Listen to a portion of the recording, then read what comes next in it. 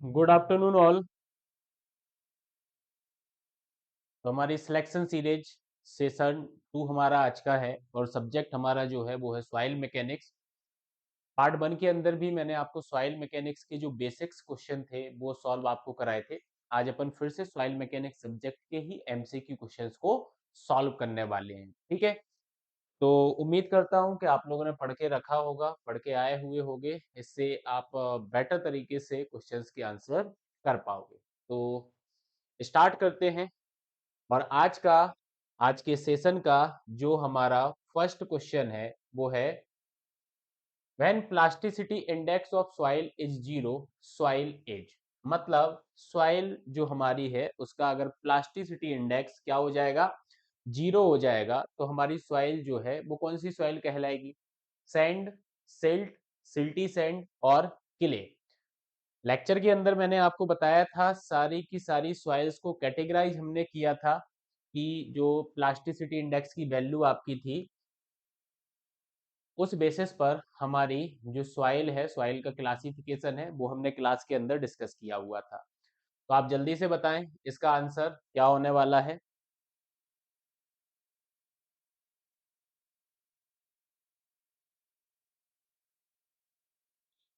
इस क्वेश्चन का आंसर क्या होने वाला है? हाँ, सिल्टी सैंड होगा क्या? सिल्टी सैंड होगा क्या?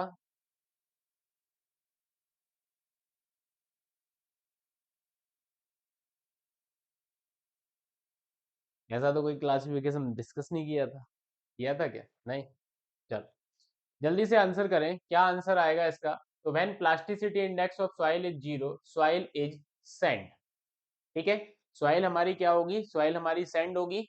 हाँ, अगर एक्सप्लेनेशन की बात की जाए तो प्लास्टिसिटी इंडेक्स हमारा क्या होता है? Liquid limit minus plastic limit होता है। ठीक है,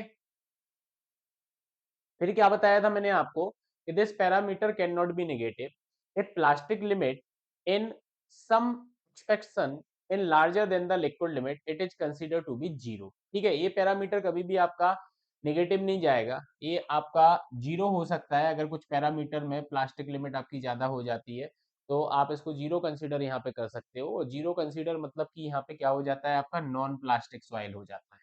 ठीक है, क्या हो जाता है? नॉन प्लास्टिक आपका हो जाता है। और सैंड जो आपका होता है वो जनरली उसके अंदर प्लास्टिसिटी नहीं होती है, तो हम प्लास्टिसिटी उसका इंडेक्स जो होता है उसको क्या कंसीडर कर लेते हैं? जीरो हम कंसीडर कर लेते हैं। इसलिए जो हमारा फर्स्ट क्वेश्चन था, when plastic index of soil is zero, soil is sand. Soil हमारी क्या होगी? हमारी सॉइल सैंड होगी। ठीक है, चलो नेक्स्ट क्वेश्चन यहाँ पे है, a value of toughness index less than unity indicate that the soil friable at the. क्या क्वेश्चन बोला कि टफनेस इंडेक्स की जो वैल्यू है वो लेस देन यूनिटी है आपका, तो कौन सी सॉइल को यहाँ पे इंडिकेट कर रहा है, मतलब कौन सी लिमिट्स को यहाँ पे इंडिकेट करेगा? प्लास्टिक लिमिट को इंडिकेट करेगा कि लिक्विडिटी लिमिट को इंडिकेट कर रहा है कि कंपोजिट लिमिट को इंडिकेट कर रहा है कि इलास्टिक लिमिट को इंडिकेट कर रहा है? ठीक है, मतलब ये लिमिट्स यहाँ पे आपको दी गई हैं। इन लिमिट्स में आपको बताना है कि किस लिमिट को ये इंडिकेट करेगा अगर टफनेस इंडेक्स जो हमारा है वो क्या है? लेस देन है हमारा यूनिटी से। जल्दी से बताएं, टाइम नहीं लगना चाहिए, डायरेक्ट फैक्चुएट क्वेश्चन है। अगर आपको इसका थ्योरेटिकली नॉलेज है तो आप इजीली इस क्वेश्चन का डायरेक्ट फैक्चुएट बेसिस पर मतलब सीधा के सीधा आंसर टिक कर पाओगे। हाँ, कुछ ज्यादा सोचने की जरूरत नहीं है। अगर आपको सोचना पड़ रहा है मतलब कि आपने थ्योरी अच्छे से कंप्लीट नहीं की है। ठीक है, एक्सप्लेनेशन देखते हैं इसका। तो एक्सप्लेनेशन में आप देखोगे आंसर आपका जो रहेगा इसका वो रहेगा क्या? Plastic limit. ठीक है, आंसर क्या रहेगा आपका? आंसर रहेगा इसका प्लास्टिक लिमिट अगर टफनेस इंडेक्स आपका लेस देन यूनिटी होता है। कैसे ये हो रहा है? तो आप देखो, टफनेस इंडेक्स जो आपका होता है जनरली क्या होता है? प्लास्टिसिटी इंडेक्स और फ्लो इंडेक्स का रेशियो आपका होता है। ठीक है, और टफनेस इंडेक्स जो होता है प्लास्टिक लिमिट पर सॉइल की शियर स्ट्रेंथ को रिप्रेजेंट करता है। इट्स प्लास्टिक लिमिट मतलब प्लास्टिक लिमिट पर क्या बताता है? शियर स्ट्रेंथ बताता है। तो जनरली इसकी जो वैल्यू होती है वो 0 to 3 के बीच में लाई करती है। कितना करता है? 0 to 3 के बीच में आपका लाई करता है। मतलब आप यहाँ पे बोल सकते हो कि अगर फ्लो इंडेक्स बहुत ज्यादा होगा, लॉस ऑफ शियर स्ट्रेंथ आपको ज्यादा देखने को मिलेगी, और लॉस ऑफ शियर स्ट्रेंथ आपको ज्यादा देखने को मिलेगी तो टफनेस इंडेक्स आपका क्या होगा, लेस होगा। तो टफनेस इंडेक्स आपका लेस होगा तो इजीली आपकी जो सॉइल है वो प्लास्टिक लिमिट पे क्या हो जाएगी, क्रश हो जाएगी। ठीक है, तो इस क्वेश्चन का जो हमारा आंसर रहेगा वो रहेगा यहाँ पर प्लास्टिक लिमिट। क्या आंसर रहेगा, यहाँ पे आंसर रहेगा प्लास्टिक लिमिट। नेक्स्ट अगर मैं बात करूं तो नेक्स्ट हमारा जो क्वेश्चन है वो है for a clay shrinkage limit 20%, plastic limit 40%। Shrinkage limit कितना है, 20% है, एंड प्लास्टिक लिमिट आपका 40% है। Total volume at plastic limit and liquid limit, plastic limit और लिक्विड लिमिट पे जो वॉल्यूम आपका है वो है आपका 1.20 बीडी एंड 1.50 बीडी रिस्पेक्टिवली। ठीक है, रिस्पेक्टिवली, वेयर इन वीडी आपका जो है वो आपका क्या है, ड्राई वॉल्यूम है। Then the plasticity index PI of the soil, आपको पीआई ऑफ द सॉइल आपको निकालना है। तो ये वाला कर्व तो आप लोगों ने पढ़ा था ना, ये आपका यहाँ पे श्रिंकेज लिमिट था, ये आपका प्लास्टिक लिमिट, और ये आपका लिक्विड लिमिट। ठीक है, इसके करस्पॉन्डिंग जो वैल्यू वॉल्यूम था वीडी हो गया आपका, ये प्लास्टिक लिमिट पर आपका वॉल्यूम हो गया, और ये आपका लिक्विड लिमिट पर वॉल्यूम हो गया। ठीक है, तो श्रिंकेज लिमिट आपको देके रखी है 20%, प्लास्टिक लिमिट आपको देके रखी है 40%, प्लास्टिक लिमिट पर जो वॉल्यूम आपको देके रखा हुआ है वो देके रखा हुआ है 1.20 वीडी, लिक्विड लिमिट पे जो देके रखा हुआ है वो देके रखा है 1.50 वीडी। ठीक है, तो उसने आपसे बोला है कि आप प्लास्टिसिटी इंडेक्स को निकालें। अब प्लास्टिसिटी इंडेक्स को निकालना है तो आपने ये क्या पढ़ा हुआ है, W L minus W P आपने पढ़ा हुआ है, यही पढ़ा हुआ है ना। तो कैसे निकालोगे आप प्लास्टिसिटी इंडेक्स, जल्दी से बताओ। आंसर यहाँ पे लिखे हुए हैं 10, 20, 30 और 40, ये चार ऑप्शंस आपको यहाँ पे दिए गए हैं क्वेश्चंस के अंदर। तो आप बताएं आंसर, मैंने आपको हिंट दे दी है कि आपको कैसे सॉल्व करना है। ठीक है, बहुत सिंपल क्वेश्चन है, आपको बताना है आंसर यहाँ पे क्या होगा जल्दी से। कैल्सी की भी जरूरत आपको यहाँ पे नहीं लगनी चाहिए इस क्वेश्चन के अंदर। हाँ, क्या आएगा, तो देखो इसका पूरा सॉल्यूशन ही आपको दिखाई देता हूँ। आंसर आप यहाँ पे देख सकते हो कि आंसर आपका यहाँ पे 30 आने वाला है। ठीक है, तो अपन सबसे पहले तो इस पे बता देते हैं कि ये आंसर 30 आ रहा है। अब आया कैसे है, तो वो तरीका तो मैं आपको इंडिकेट कर ही दिया था। आप देखोगे यहाँ पे सारी चीजें देके रखी है, श्रिंकेज लिमिट देके रखी है, प्लास्टिक लिमिट देके रखी है, वॉल्यूम एट प्लास्टिक लिमिट और volume at at liquid limit, और ये जो फिगर था ये ऑलरेडी मैंने आपको अभी आगे बना दिया था। ठीक है, अगर आप देखोगे इस कर्व का जो स्लोप आपका है वो आपका कांस्टेंट रहेगा। इस बेसिस पर आप क्या बोलोगे, V L minus VP upon W L minus W P equals to VP minus VD upon W P minus W S आपका रहेगा। ठीक है, ये आपका हो जाएगा यहाँ पे। अब आप देखोगे यहाँ पे तो इसके अंदर आपको क्या करना है, वैल्यू पुट करना है। डब्ल्यू एल की वैल्यू आपके पास है, डब्ल्यू पी की आपकी वैल्यू है। ठीक है, और ये तो आपका क्या हो जाएगा, ये तो आपका आईपी हो जाएगा, यही तो निकालना है प्लास्टिसिटी इंडेक्स। और डब्ल्यू पी और डब्ल्यू एस की वैल्यू आपको देके रखी है, तो ये वैल्यू आपने इसके अंदर पुट कर दी है। मतलब कि डब्ल्यू एल की वैल्यू आपने 1.5 वीडी आपने रख दिया, डब्ल्यू पी रख दिया 1.2 वीडी अपॉन आईपी हो गया यहाँ। तो यहाँ से जो सिंगल वैल्यू निकलेगी तो वीडी से वीडी कैंसिल आउट हो जाएगा आपका, बाकी आपका आईपी यहाँ पे निकल के आ जाएगा, आईपी आपका निकल के आ जाएगा 30%। तो सिंपली है, क्वेश्चंस बहुत ज्यादा आपके टफ नहीं है। बस दिक्कत क्या है, दिक्कत ये है कि हम थ्योरी अगर नहीं पढ़ेंगे प्रॉपर तरीके से तो ये क्वेश्चंस जो है ये हमसे नहीं बनने वाले। ठीक है, तो इस टाइप के जो क्वेश्चंस हैं आपके जो एई और जेई लेवल के एग्जाम्स हैं उसके अंदर इसी टाइप के आपके क्वेश्चंस आते हैं। ठीक है, आपको इसके अंदर कैलसी वगैरह की जरूरत नहीं है, आप इजीली क्वेश्चंस को सॉल्व कर सकते हो। ठीक है, चलो आगे बढ़े तो आगे यहाँ पे ये है कि which of the following can be consider as quick clay. आप क्वेक किले जो आपका है, क्वेक किले, क्वेक का मतलब तो आपका क्या हो जाता है, क्वेक का मतलब तो हो जाता है आपका दलदल।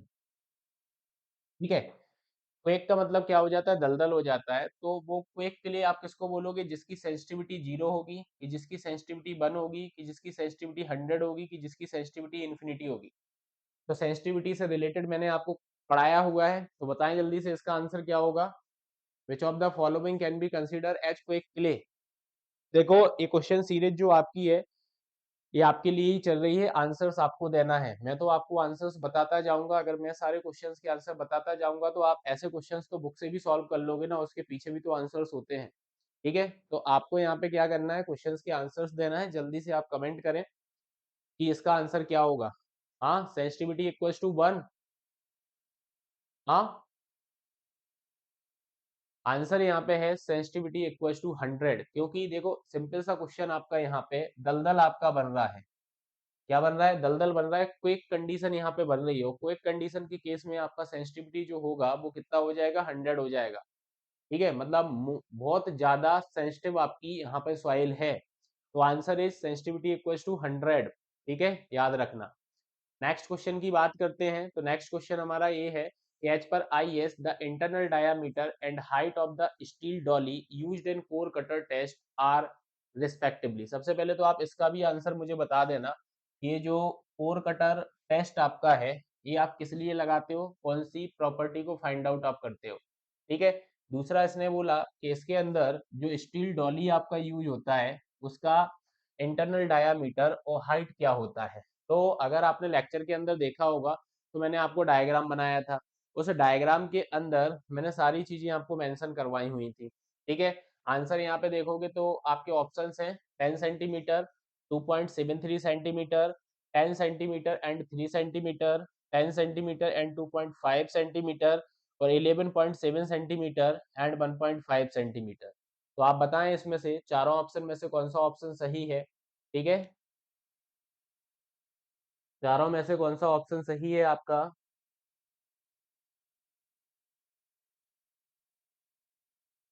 हाँ जी, क्या, थर्ड, थर्ड आएगा। आप देखो यहाँ पे ये जो डायग्राम आप यहाँ पे देख पा रहे होगे, इस डायग्राम के अंदर आप देखोगे ये बना हुआ है आपका, ये तो आपका कटर हो गया, ये आपका डॉली हो गया। इस डॉली का आप देखोगे तो इंटरनल डायामीटर जो आपका यहाँ पे लिखा हुआ है डेट इज द 100 mm। ठीक है, कितना है, 100 mm है। और आप यहाँ पे हाइट देख पा रहे होगे, ये हाइट यहाँ पे लिखी है 25 mm। कितनी लिखी हुई है, 25 mm। इस बेसिस पर आप आंसर देखोगे तो that is the 10 centimetre and 2.5 centimetre.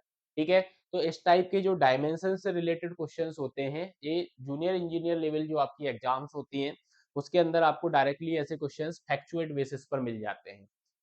ठीक है, तो इसका आंसर आपका क्या हो जाएगा, थर्ड आपका यहाँ पे आंसर हो जाएगा।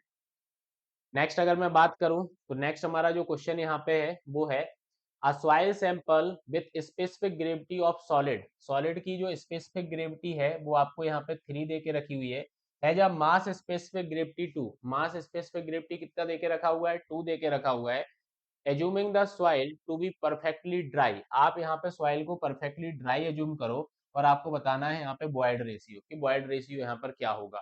ठीक है, 1, 1.5, 0.5 एंड 0.8। ठीक है, तो स्पेसिफिक ग्रेविटी ऑफ सॉलिड अपने को गिवन है, मास स्पेसिफिक ग्रेविटी अपने को गिवन है, अपने को यहाँ पे बॉयड रेशियो निकालना है अगर हमारी सॉइल कैसी होती है, अगर हमारी सॉइल परफेक्टली ड्राई होती है।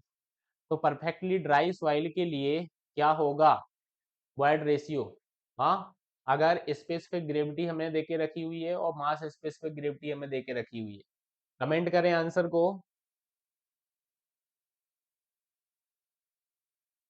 कितना होगा, 1.5, नहीं 0.5, बताएं जल्दी से। कैसे सॉल्व करोगे आप इस क्वेश्चन को, सिंपल सा देखना यहाँ पे कि आपको गामा डी का जो रिलेशन है ये मैंने आपको बताया हुआ है कि गामा डी हमारा क्या होता है। गामा डी का रिलेशन आपने ये देखा होगा जी इंटू गामा डब्ल्यू अपॉन 1 + ई, ये रिलेशन आपको बताया हुआ है। इस बेसिस पे आप देखोगे तो ये गामा डी जो आपका होता है इसके डिवाइड में गामा डब्ल्यू लेके आ गए तो यहाँ बचेगा जी प्लस 1 + ई। अब ये वाली जो टर्म आपकी है ये आपकी क्या बन जाएगी, ये जीएम बन जाएगा और GM equals to G upon 1 + E आपका हो जाएगा। अब आप देखोगे कि इसके अंदर जीएम आपको देके रखा है 2 और जी आपको देके रखा हुआ है 3, देके रखा हुआ है। बस अब यहाँ से आप निकाल दो, आप यहाँ से फाइंड आउट कर दो ई की वैल्यू। तो ई की वैल्यू आपकी जो निकल के आएगी वो निकल के आएगी 0.5। तो देखो बेसिक सा इजी क्वेश्चन है, इसके लिए आपको ये जो रिलेशंस मैंने पढ़ाए हुए हैं, ये रिलेशंस आपको याद होने चाहिए। अगर रिलेशंस आपको याद नहीं होंगे तो आपसे क्वेश्चंस नहीं बनेगा। ठीक है, तो देखो वही एक रिलेशन मैंने यहाँ पे लिया, उसी रिलेशन से मैंने यहाँ पे बॉयड रेशियो को फाइंड आउट कर दिया। बस थोड़ा सा आपको यहाँ पे सोचना है कि आप क्या कर सकते हो, क्या चीजें गिवन है और कैसे अपने को ये फाइंड आउट करना है। ठीक है, बन जाएगा। आगे बढ़ते हैं। आगे हमारा जो नेक्स्ट क्वेश्चन है वो है the void ratio at the densest loosest and natural state of a sand deposit are 0.2, 0.6 and 0.4 respectively. The relative density of the deposits. ID आपको यहाँ पे निकालना है। आईडी का मैंने आपको डायरेक्टली फॉर्मूला बताया हुआ है, वो फॉर्मूला आप डायरेक्ट लगाओगे, इन वैल्यू को रखोगे, आपका यहाँ पे आंसर निकल के आ जाएगा। क्या बताया? डेंसेस्ट स्टेट में आपको क्या मिलने वाला है? डेंसेस्ट स्टेट में आपको क्या मिलता है? ई मिनिमम मिलता है, मिनिमम बॉयड रेशियो। लूजेस्ट में आपको मैक्सिमम, और आपका ये आपका नेचुरल हो गया। तीनों की वैल्यू आपके पास है। अब आपको आंसर निकालना है ई मैक्स माइनस ई अपॉन ई मैक्स माइनस ई मिनिमम, यही होता है। हाँ, ये लिखा है आईडी का फॉर्मूला जो अभी मैंने आपको वर्बली बोला है, ई मैक्स माइनस ई natural upon E max minus ई मिनिमम। ये सारी वैल्यू आपको देके रखी है, बस ये वैल्यू को आपको यहाँ पे पुट कर देना है। तो आपने पुट किया 0.6 माइनस 0.4 डिवाइड बाई 0.6 माइनस 0.2। आप इसको सॉल्व करोगे आगे तो ये आ गया आपका 0.5, बट इसके अंदर आंसर आपका परसेंटेज में एक्सप्रेस्ड किया गया है, तो हमने यहाँ पे मल्टीप्लाई कर दिया 100 का, तो आपका 50% यहाँ पे आंसर निकल के आ जाएगा। क्या आ जाएगा? 50% आंसर निकल के आ जाएगा। सिंपल सा आपका फॉर्मूला जो आपको याद रखना है। हाँ, सिंपल सा फॉर्मूला जो आपको याद रखना है, आपका यहाँ पर क्वेश्चन सॉल्व हो जाएगा कि आईडी का जो फॉर्मूला होता है वो क्या होता है। ठीक है, प्रैक्टिस सेशन हम इसलिए कर रहे हैं कि आप लोगों की जो प्रिपरेशन है वो बहुत अच्छे लेवल की हो जाए और आप लोग जल्दी से एक कोई गवर्नमेंट एग्जाम में सिलेक्शन ले लें।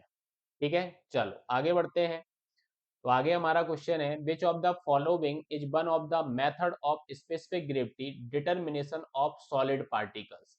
सॉलिड पार्टिकल्स का आपको स्पेसिफिक ग्रेविटी निकालना है, तो स्पेसिफिक ग्रेविटी के लिए आप कौन सी मेथड यहाँ पे लोगे? तो पहला ऑप्शन ओवन ड्राइंग मेथड, भैया ये तो वाटर कंटेंट के लिए होता है। एल्कोहल मेथड, ये भी वाटर कंटेंट के लिए होता है। कैल्शियम कार्बाइड मेथड, ये भी आपका वाटर कंटेंट के लिए होता है। बचता क्या है? Shrinkage limit method. तो श्रिंकेज लिमिट मेथड आपका यहाँ पे क्या आ जाएगा? आंसर हो जाएगा, क्योंकि बाकी की तीन मेथड तो आपकी किसके लिए है? वाटर कंटेंट के लिए है। ठीक है, तो श्रिंकेज लिमिट आपका मेथड, और ये वाला रिलेशन आपको अगर याद होगा तो ये मैंने आपको बताया था 1/1/, एस आर। एस आर आपका क्या होता है? श्रिंकेज रेशियो होता है, और एस एल जो आपका होता है श्रिंकेज लिमिट आपका होता है। तो ये रिलेशन आपको याद होगा, स्पेसिफिक ग्रेविटी। तो आप यहाँ पर श्रिंकेज लिमिट मेथड के द्वारा स्पेसिफिक ग्रेविटी यहाँ पर निकाल सकते हो। क्या कर सकते हो? स्पेसिफिक ग्रेविटी आप निकाल सकते हो। ठीक है, आई बात समझ में? चलो आगे बढ़ते हैं। तो आगे हमारा अगला क्वेश्चन है a soil sample is tested for its plasticity index and the obtained value of plasticity index is 21। Plasticity index की वैल्यू 21 आ रही है। In such case the soil sample can be described as, मतलब IP जो आपका है वो आपका 21 है। आईपी कितना है? आईपी आपका 21 है। तो आप बताओ आईपी अगर 21 होगा तो आपकी सॉइल क्या होगा? हाईली प्लास्टिक होगा क्या?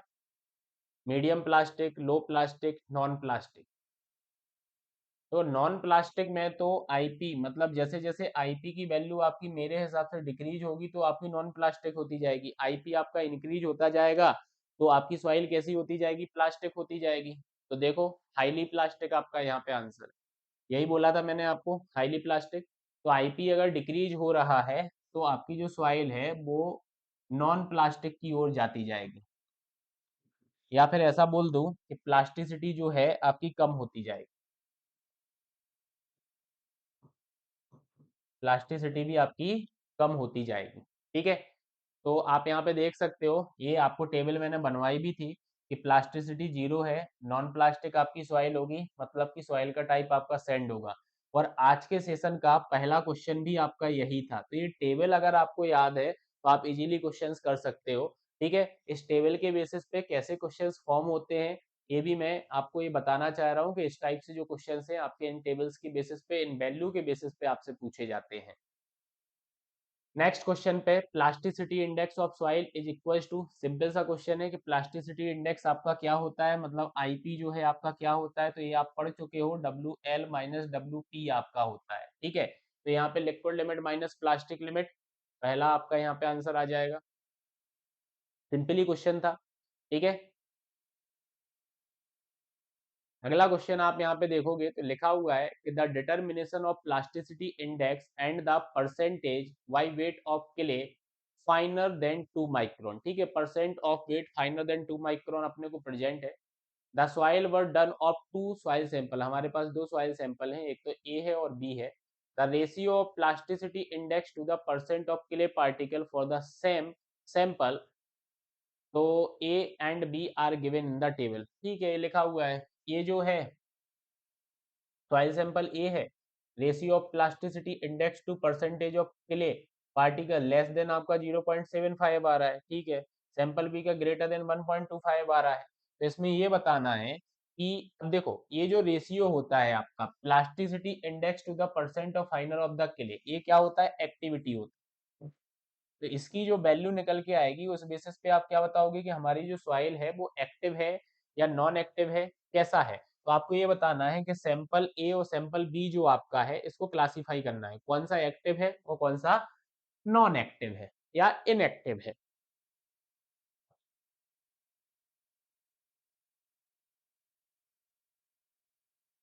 बता पाएंगे?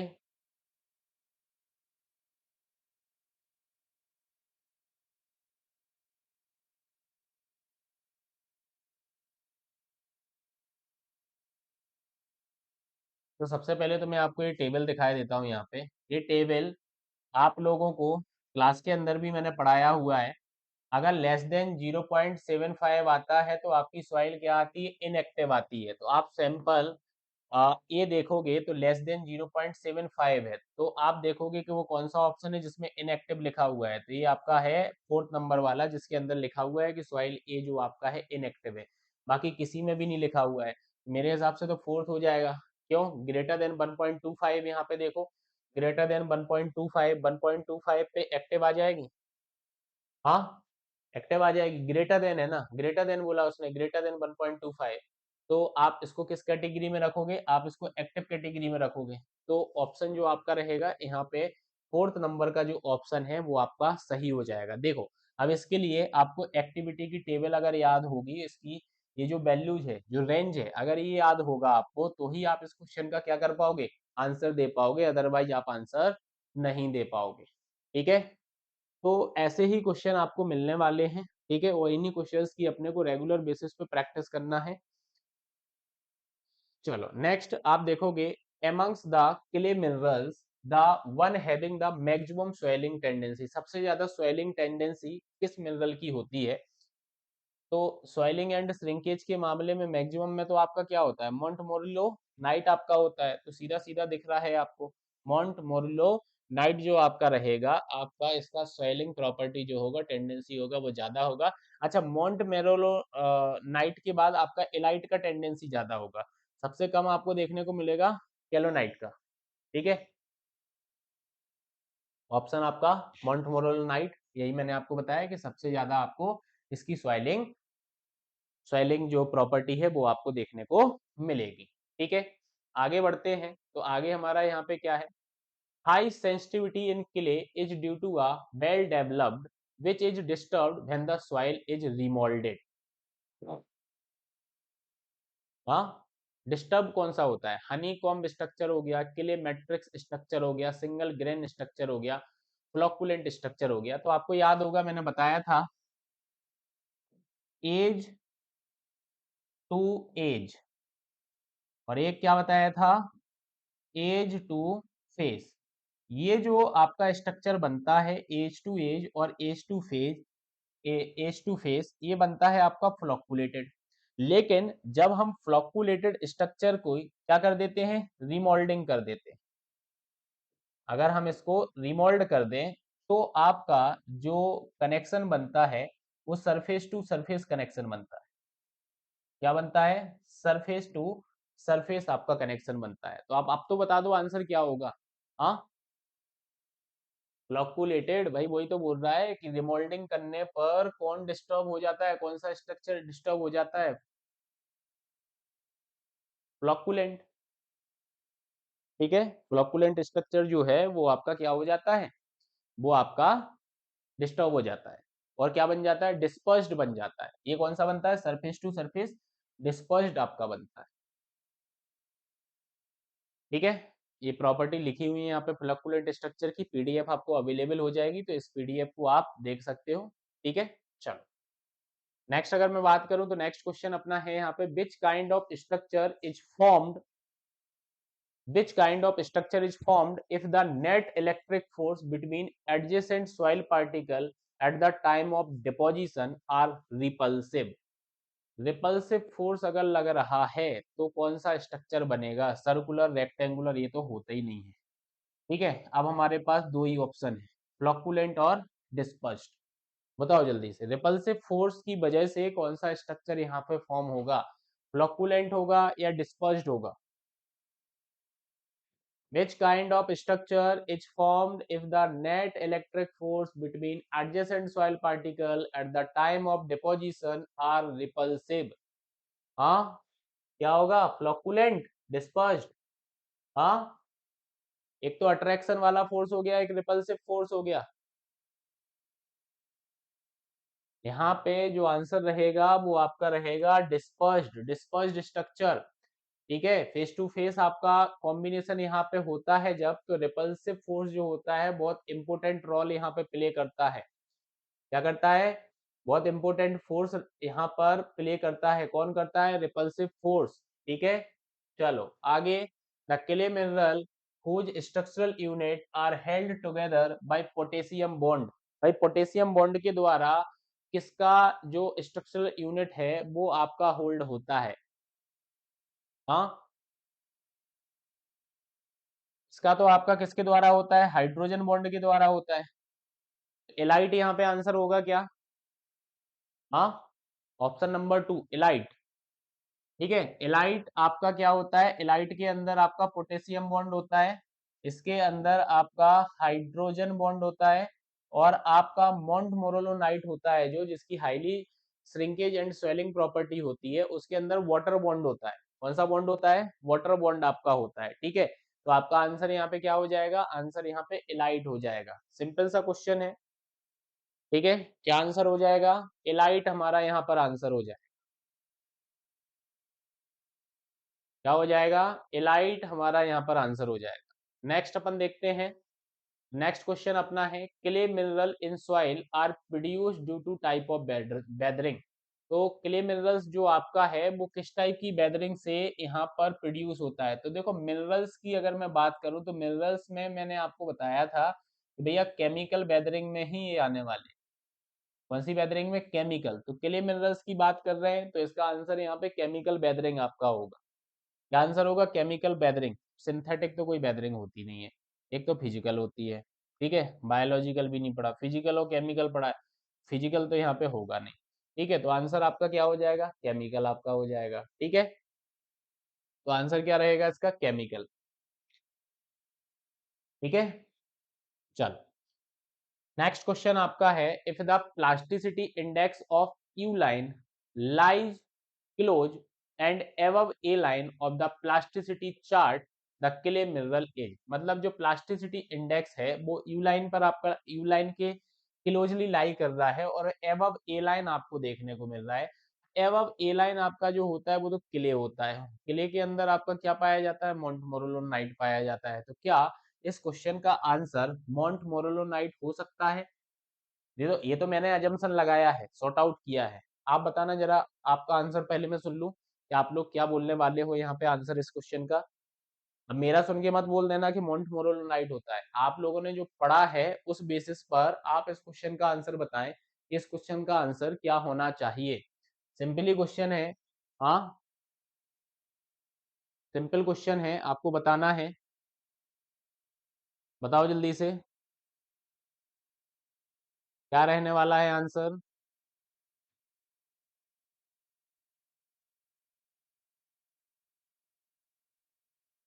हम्म, मॉन्ट मोरोलोनाइट। ठीक है, याद रखना, मॉन्ट मोरोलोनाइट आपका यहाँ पे आंसर रहेगा। यही मैंने आपको बताया था, एटलीस्ट मैंने जो बोला था आप उसके साथ ही चल देते। देखो, ग्रेन साइज के बेसिस पर अगर मैं बात करूं तो कैलोनाइट, फिर एलाइट, फिर मोंटमोरोलाइट। सॉइलिंग एंड श्रिंकेज के बेसिस पे ये ऑलरेडी अपन प्रीवियस क्वेश्चन में डिस्कस भी कर चुके। सॉइलिंग एंड श्रिंकेज में सबसे आगे मोंटमोरोलाइट होगा, देन आपका एलाइट होगा, फिर आपका केलोनाइट होगा। ठीक है, प्लास्टिसिटी के बेसिस पे अगर देखा जाए तो ये सेम आपका सेकेंड और थर्ड आपका जो है वो सेम रहने वाला है कॉम्बिनेशन। ड्राई स्ट्रेंथ के बेसिस पर अगर मैं बात करूं तो ड्राई स्ट्रेंथ में आप ऐसा बोल सकते हो। ठीक है, तो ये जो चीजें आपकी हैं ये आपको याद रखना है। ठीक है, तो इसके बेसिस पे भी क्वेश्चन आपके बन सकते हैं। अब यहाँ पे बोला है कि अकेले which content kaolinite has an activity value of. तो अब आपको पता है कि भैया कैलोनाइट जो आपका होता है ये एक्टिव है ही नहीं है। हाँ, एक्टिव है ही नहीं है, तो आपके हिसाब से इसकी जो वैल्यू होगी वो क्या होगी, जीरो होगी क्या? अगर आपने इस मिनरल के बारे में पढ़ा हुआ है तो आप यहाँ पे आंसर बता सकते हो कि इस क्वेश्चन का आंसर आपका क्या होने वाला है। अगर आपने इस मिनरल के बारे में पढ़ा हुआ है तो आप बता सकते हो कि इसका आंसर जो है वो आपका क्या रहेगा।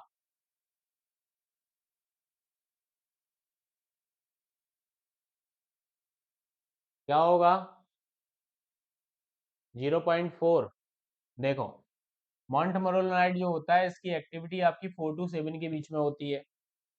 ठीक है, ये Na और Ca वाला मॉन्ट मोरोलाइट की बात करें तो इसकी 1.5 होती है। एलाइट की अगर आप बात करोगे तो 0.5 टू 1.3 के बीच में होती है। और कैलोनाइट की बात करोगे तो 0.3 टू 0.5 के बीच में होती है। ठीक है, तो आंसर आपका यहाँ पे क्या आ जाएगा? आंसर आ जाएगा 0.4। ठीक है, क्या आ जाएगा? 0.4। अब ऐसा मत डायरेक्टली यहाँ पे जीरो कर देना कि कैलोनाइट जो होता है भैया वो तो एक्टिव है ही नहीं है, एक्टिव नहीं है तो इसकी वैल्यू जीरो। ठीक है, तो कितनी होती है वैल्यू? 0.4 होती है। इसलिए आपको ये टेबल जो है वो टेबल याद रखनी है। ठीक है, इसलिए आपको क्या करना है, ये टेबल याद रखना है, इसके बेसिस पे आपको आंसर्स यहाँ पर अपने देने हैं। बढ़े आगे, चलो। विच of the following represent the correct sequence of plasticity of minerals in soil in an increasing order.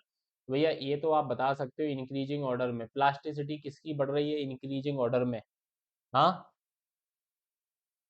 Increasing order में बात करें तो कैलोनाइट, सिलिका, मोंटमोरोलाइट, एलाइट। कैलोनाइट, सिलिका, एलाइट, अरे यार, कैलोनाइट से तो सिलिका से तो ज़्यादा ही होती है ना इसकी, तो मेरे हिसाब से तो पहले सिलिका आएगा, इसकी कम होती है, फिर इसकी कम होती है प्लास्टिसिटी, फिर इसकी, मतलब इसकी कम होती है, इससे ज़्यादा इसकी है, इससे ज़्यादा इसकी है और इससे ज़्यादा इसकी है। तो मेरे हिसाब से आंसर आपका यहाँ पे 3 होना चाहिए। आप बताओ आपके आपके अकॉर्डिंग आंसर क्या होगा इसका? हाँ, आपके अकॉर्डिंग इस क्वेश्चन का आंसर क्या आने वाला है? आपके अकॉर्डिंग इस क्वेश्चन का आंसर क्या होगा? हाँ, थर्ड ही होगा ना। तो ऑप्शन नंबर 3 ही है आपका, सिलिका, कैलोनाइट, एलाइट एंड मोंटमेरोलाइट। ठीक है, तो होप सो आप लोगों को अच्छा लग रहा होगा प्रैक्टिस करके, और अच्छा लगेगा आपको और मजा आएगा क्वेश्चन प्रैक्टिस करने में अगर आप अच्छे तरीके से जो थ्योरी आपकी है उसको अगर आप कंप्लीट कर लोगे। जैसा आपको पता ही है कि भैया बाईटी के ऊपर हमारा जो सिलेक्शन सीरीज है वो आपको वेडनेसडे और सैटरडे आपको मिल जाता है टेक्निकल का। ठीक है, तो भैया अभी आपका जैसे सॉइल मैकेनिक्स चल रहा है तो आप सॉइल मैकेनिक्स को अच्छे तरीके से प्रिपेयर कर लें थ्योरी नोट्स को, और आप आंसर दें, जिससे आपको मजा आएगा क्वेश्चन सॉल्व करने में। और प्रैक्टिस और प्रिपरेशन जो आपकी है वो आपकी बूस्ट करेगी। ठीक है, अगले क्वेश्चन पे बढ़ते हैं। अगला क्वेश्चन है, which of the following minerals is formed by linking gibbsite sheet to sheet of silica through unbalanced oxygen atom at the top point of silica. ये तो भाई गिब्साइट सीट को लिंक कर दिया है सिलिका सीट से। गिब्साइट सीट, रेक्टेंगुलर, सिलिका सीट, ये आपकी एक यूनिट हो गई है। ऐसा जो स्ट्रक्चर बनता है किस में बनता है? Structural unit. ये तो मेरे हिसाब से कैलोनाइट का हो गया। हाँ, आंसर इज कैलोनाइट। ठीक है। और इस स्ट्रक्चरल यूनिट जैसे आप देख रहे हो ना, ये आपकी 1 यूनिट हो गई है। ये आपकी क्या होगी? 1 यूनिट हो गई है। और ये भी आपकी क्या हो गई है? ये भी आपकी 1 यूनिट हो गई है। तो ये दो आपकी 1 यूनिट हो गई है। ठीक है, दो आपकी क्या हो गई है? 1 यूनिट हो गई है। तो इनके बीच में जो बॉन्ड यहाँ पे आ रहा होगा, वो बॉन्ड आपका कौन सा आ रहा होगा? हाइड्रोजन बॉन्ड आ रहा होगा। कौन सा आ रहा होगा? हाइड्रोजन बॉन्ड आपका आ रहा होगा। ठीक है, चलो आगे क्वेश्चन है, which among the following pair of soil structure are composite structure? Composite structure में आपका कौन सा पेयर यहाँ पे बनेगा? Single grain and honeycomb, coarse grain skeleton and clay matrix, flocculated and dispersed and honeycomb. तो देखो यार, ये तो कोई कॉम्बिनेशन अपन ने पढ़े नहीं है। अपन ने पढ़ा था कोर्स ग्रेन स्केलेटन एंड क्लेमेट्रिक्स। ये दो टाइप के आपको स्ट्रक्चर यहाँ पे देखने को मिलेंगे। ठीक है, तो आंसर इस क्वेश्चन का सेकंड आ जाएगा। अगर ध्यान से पढ़ोगे क्वेश्चन आपसे इजीली बनेंगे। ठीक है, कंपोजिट सॉइल का structure, coarse grain skeleton and clay matrix detail में यहाँ पे लिखा हुआ है। पीडीएफ आपको जब मिलेगी तो आपको उसको पढ़ लेना है। ठीक है, आगे बढ़ते हैं। चाइना के लिए इज एग्जाम्पल फॉर, इसका आप बहुत बार पढ़ चुके हो मिनरल का नाम। चाइना के लिए किसका एग्जाम्पल है? चाइना के लिए आपका कैलोनाइट। ठीक है, ब्लैक कॉटन सॉइल और बेंटोनाइट आपका मॉन्ट मोरोनाइट का हो गया। और आपका एलाइड जो है ना, फ्रेंच ग्रीन के लिए जो आपका होता है, या येलो सॉइल जो आपकी होती है, आप उसको एलाइट बोल सकते हो, वो आपका एलाइट होता है। ठीक है, तो एग्जाम्पल से भी आपके क्वेश्चंस बनते हैं। तो जैसे चाइना के लिए आपका किसका है? कैलोनाइट का है, तो आंसर आपका कैलोनाइट यहाँ पे हो जाएगा। क्या हो जाएगा? कैलोनाइट आपका आंसर हो जाएगा। नेक्स्ट आप देखो, the most accurate method for the determination of water content in the laboratory is sand bath method. भैया इसके अंदर तो टेम्परेचर ही कंट्रोल नहीं होता, तो मोस्ट एक्यूरेट कैसे बनेगी? टेक्नोमीटर मेथड, कैल्शियम कार्बाइड मेथड, ये भी मोस्ट एक्यूरेट नहीं है। मोस्ट एक्यूरेट में मैंने आपको बताया था ओवन ड्राइंग मेथड, बताया था। तो answer is second, oven drawing method. Simple भी है, और आप वाटर कंटेंट को एक्यूरेसी के साथ डिटरमाइन कर सकते हो। क्यों? क्योंकि टेम्परेचर यहाँ पर कंट्रोल आपका होता है। ठीक है, water content of soil can, soil के अंदर जो वाटर कंटेंट आपका होता है वो कितना हो सकता है? Less than 0%, greater than 100%, never be greater than 100%, takes value on only from 0% to 100%। क्या 100% से ज्यादा वाटर हो सकता है क्या सॉइल के अंदर? यस, हो सकता है। देखो, ठीक है, तो वाटर कंटेंट जब मैंने आपको पढ़ाया था, वहां पे आपको इसकी लिमिट को मैंने लिखाया था। अगर आप ध्यान से आप उस लेक्चर को देखोगे या नोट्स को देखोगे तो उसके अंदर मेंशन है। ठीक है, तो बी ग्रेटर देन 100%। ठीक, अगले क्वेश्चन में बढ़ते हैं। तो अगला क्वेश्चन अपना क्या है? Which of the following type of soil belongs to group ए4 as per the BIS? BIS के अकॉर्डिंग ए4 ग्रुप के अंदर कौन सी सॉइल को रखा गया है? Sandy clay, silty sand, clayey gravel, gravelly silt. Dual symbol आ गया आपका यहाँ पे, आया क्या? नहीं आया।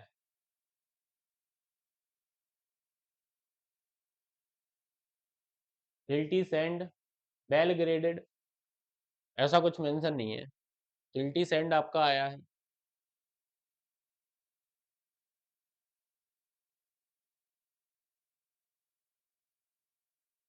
हाँ, सिल्टी सैंड मतलब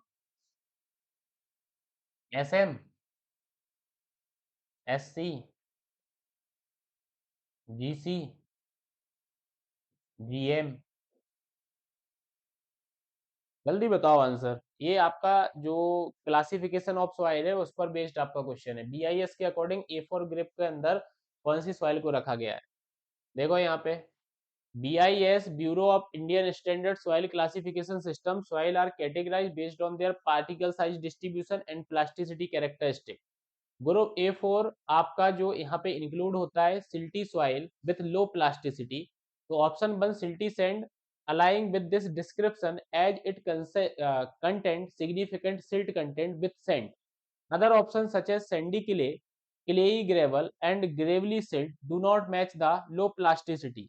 and high silt content criteria of group A4, therefore correct answer is silty sand। तो यहाँ पे आपका आंसर जो होगा वो आपका आंसर क्या आ जाएगा, सिल्टी सैंड आपका यहाँ पर आंसर आ जाएगा। ठीक है, सिल्टी सैंड आपका क्या आ जाएगा, आंसर आ जाएगा। ठीक है, तो therefore the correct answer is silty sand. ठीक है, ये ऑप्शंस यहाँ पे बाय मिस्टेक गलत लिख गया है, तो इसको अपन थोड़ा सा करेक्ट कर लेंगे। ठीक है, तो यहाँ पे ऑप्शन नंबर 1 आपका है सिल्टी, ये वाला हटा देते हैं।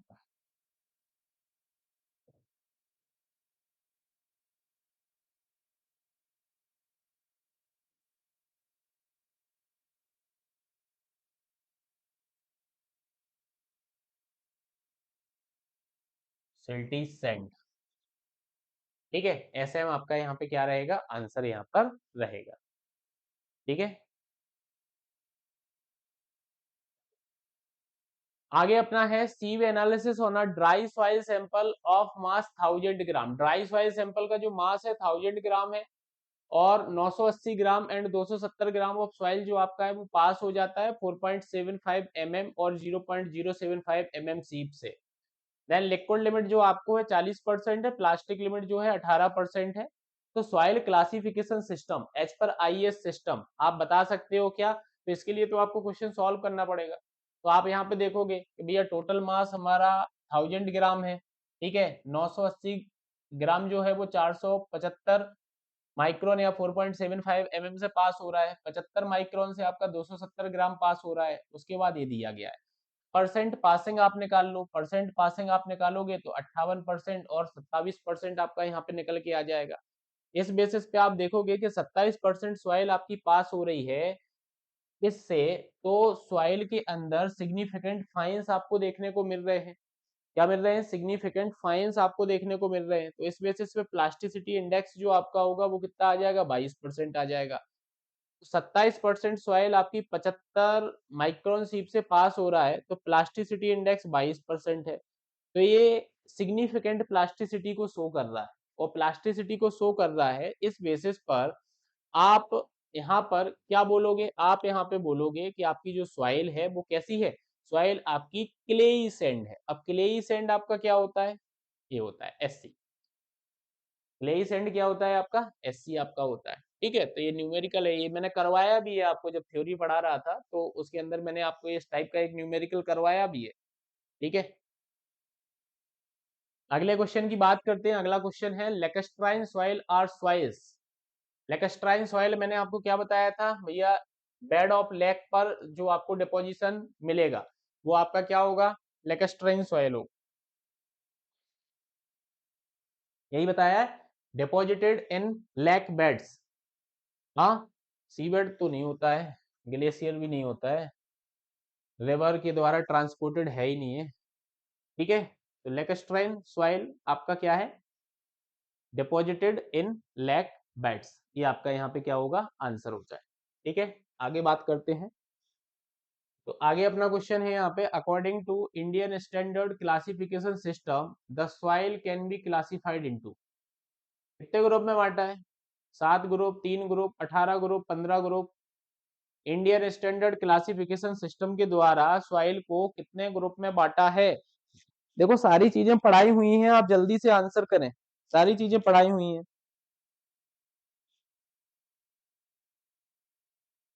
15 ग्रुप में, 15 नहीं, 18, 18 ग्रुप में बांटा गया है। 8 ग्रुप आपके किसके हैं, कोर्स ग्रेन सॉइल के हैं। 9 ग्रुप आपके किसके हैं, फाइन ग्रेन सॉइल का है। और एक ग्रुप जो आपका है वो पीट और मक सॉइल का है। ठीक है, तो टोटल आपके कितने ग्रुप में बांटा है, 18 ग्रुप्स में आपने इंडियन स्टैंडर्ड क्लासिफिकेशन सिस्टम के द्वारा सॉइल को क्लासिफाइड किया है। ठीक है, तो आंसर आपका क्या हो जाएगा, 18 ग्रुप्स आपका हो जाएगा। सिंपल सा क्वेश्चन था। अगला क्वेश्चन है आपका यहाँ पे, a fine grained soil has liquid limit of 60। Fine grained soil की लिक्विड लिमिट 60 है, प्लास्टिक लिमिट 20 है। As per the plasticity chart according to IS classification the soil is represented the letter symbol. Liquid limit 60 है, plastic limit 20 है, तो IP आपका हो गया 40। ठीक है, और आप किसका आईपी निकाल लोगे? 40 हो गया। तो ये तो समझ में आ गया आपको, हाँ, कि इंटरमीडिएट स्टेट में आ रहा है। हाँ, देखो ये क्वेश्चन भी कराया है, अगर आपको याद हो तो। आईपी तो आपने निकाल लिया, 40 आ गया। अब आपको क्या निकालना है? ए लाइन निकालना है। अब अगर एबव द ए लाइन आपको मिल जाएगा तो क्लियर आपका हो जाएगा। तो आईपी ऑफ सॉइल जो है आपका वो ज्यादा है आईपी ऑफ ए लाइन है। आईपी ऑफ ए लाइन कैसे निकलता है? 0.73 WL-20। तो ये लाइन के ऊपर अगर आ जाता है तो आपकी सॉइल क्या हो जाती है? क्ले हो जाती है। और WL आपका ग्रेटर देन 50% हो जाता है। WL आपका क्या है? लिक्विड लिमिट 50% से ज्यादा है, ठीक है, 50% से ज्यादा है तो आपका हाई कंप्रेसिबल हो जाता है। क्या हो जाता है? हाई कंप्रेसिबल हो जाता है। तो आपका आंसर यहाँ पे जो होगा वो क्या हो जाएगा? CH हो जाएगा, ठीक है। ये मैंने आपको बताया था आईपी ऑफ सॉइल रूल्स, आपको ये बताए थे जब प्लास्टिसिटी चार्ट पढ़ाया था। आईपी ऑफ सॉइल अगर ग्रेटर देन है आईपी ऑफ ए लाइन से, ठीक है, तो एबव द ए लाइन आपको क्या मिलने वाला है? क्ले। और 50% से ज्यादा आपका लिक्विड लिमिट हो गया तो हाईली कंप्रेसिबल हो गया, ठीक है। तो आंसर आपका CH यहाँ पे हो गया। Next question, which of the following statement is incorrect with regards to the pipette method of particle size analysis? ठीक है, पिपेट मेथड अपने को देखना है। क्या लिखा है? It is a standard laboratory method for a particle size analysis of course grand soil है। पार्टिकल साइज एनालिसिस में आप इसको यूज करते हो। अगला है it require very sensitive begging balance, it is very accurate method, the apparatus is quite delicate and expensive. Incorrect क्या है? मेरे हिसाब से तो पहला हो। पेट मेथड जो आपका होता है टिपिकली आप इसको फाइन ग्रेन सॉइल के अंदर यूज करते हो। फाइन ग्रेन सॉइल के अंदर आप पार्टिकल साइज एनालिसिस नहीं लगाते हो, या नहीं लगाते हो? पार्टिकल साइज एनालिसिस आप नहीं लगाते हो, ठीक है। तो आंसर आपका क्या आ जाएगा यहाँ पे? आंसर आपका यहाँ पे आ जाएगा पहला वाला, कि ये जो पहला स्टेटमेंट आपका है ये आपका इनकरेक्ट स्टेटमेंट है। क्या है आपका? इनकरेक्ट स्टेटमेंट है, ठीक है। तो आज के प्रैक्टिस सेशन में अपन इतने ही क्वेश्चन करते हैं, ठीक है।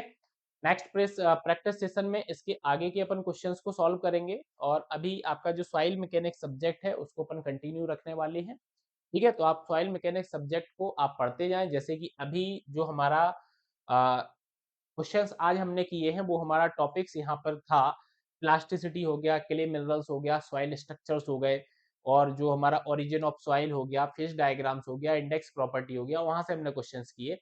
नेक्स्ट जो हमारा सेशन होगा उसके अंदर हम इसके आगे के टॉपिक्स को कवर अप करेंगे। तो आप लोग थ्योरी को पढ़ के रखिए, ठीक है, और ऐसे ही क्वेश्चन प्रैक्टिस अपन करते रहेंगे जिससे आपकी प्रिपरेशन बूस्ट हो जाए और आप जल्दी से सिलेक्शन ले लें। Thank you class.